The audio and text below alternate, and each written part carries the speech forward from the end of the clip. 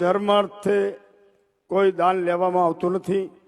જે માણસો જે છે એક રૂપિયો, ઘણા લોકો મને પૈસા આપવા આવતા હું કહી દઉં છું ભાઈ તમારા માટે તો હું આ કરું છું, તમને ખવડાવવા પીવડાવવા, તમને મોજ કરાવવા, જેની વિધવા ભાઈ હોય, જેની બાળક નાનું હોય એનું મોટું કરવામાં જીવન જતું રહ્યું હોય, એ સમય એના જોડે શરીર હોય તો પૈસો ના હોય, છોકરો કમાતો તારે પૈસો હોય તારે એનું શરીર કોમ ના થતું હોય, આ ગોકુળ મથુરાના દર્શન કરી દે એટલે દ્વારકાધીશ આવી જશે।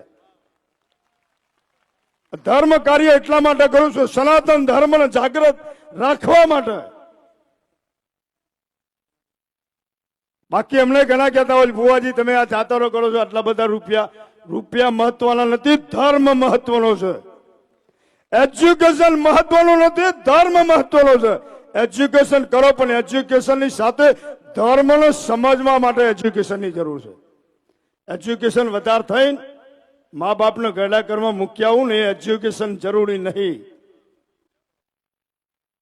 ધર્મના એજ્યુકેશનની જરૂર છે।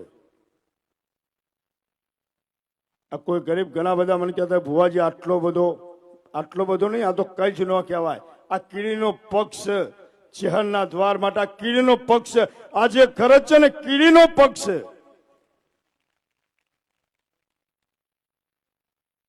મેં કોઈ દિવસ કોઈના 25 રૂપિયા કોઈના ઘેર જઈને માગીને કરીને આડું અવળું સમજાઈને મેં મારા જીવનમાં નથી લીધા।